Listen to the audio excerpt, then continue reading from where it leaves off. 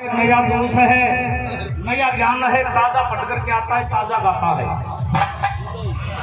ये भी शायद अरमान होगा कि गाने वाले इस बात को नहीं देख सकते।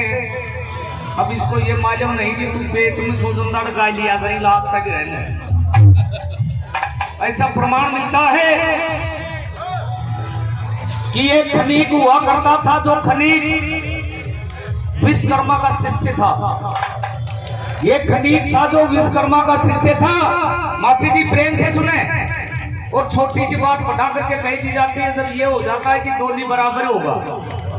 कोई गाने वाला छोटा कलाकार बोलकर उसका सामना करता, वो भी अच्छी बात नहीं, क्योंकि सम्मान करना चाहिए गाने वालों का। ये विश्वकर्मा का शिष्य था,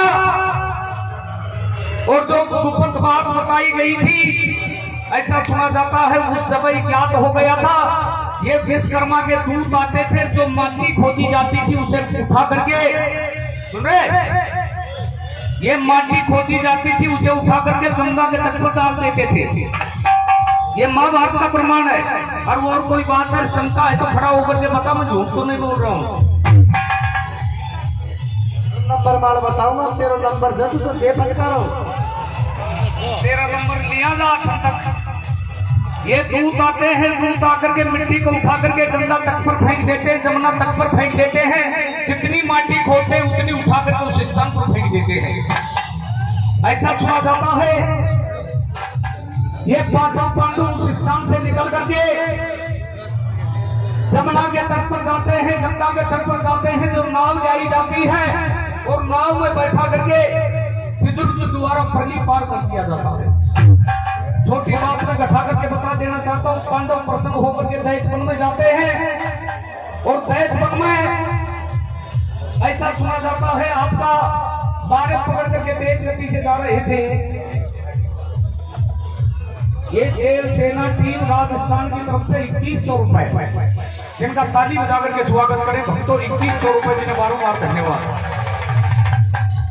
हिडम्बिक वन में तैयार होकर के पांचों पांडु जाते हैं, एक पेड़ के नीचे जाकर के विश्राम करते हैं। महाभारत का प्रमाण और विद्वानों का मत मिलता है कि उस समय बैठ करके समय बिता रहे थे। ऐसा सुना जाता है कि हिडम्बिक नाम का दैत्य उस स्थान पर रहा करता था। आपकी बहन जिनका नाम था हिडम्बा, हिडम्बा को इशारा देकर के आपके पास में बुलाता है कि तुम प्रसन्न होकर के जाओ, और वन में जाकर के प्रेम से देख करके आओ, वन में घूम करके आओ। ऐसा सुना जाता है। हिडम्बा वहां में जुड़ करके खड़ी होकर के उस स्थान पर जाती है जहां पर सारे पांडव प्रेम से सूते हुए थे। भीम खड़ा होकर के पैरा दे रहा था। ऐसा सुना जाता है, खड़े होकर के उस स्थान पर बखान करती है तो किस प्रकार से कर रही है।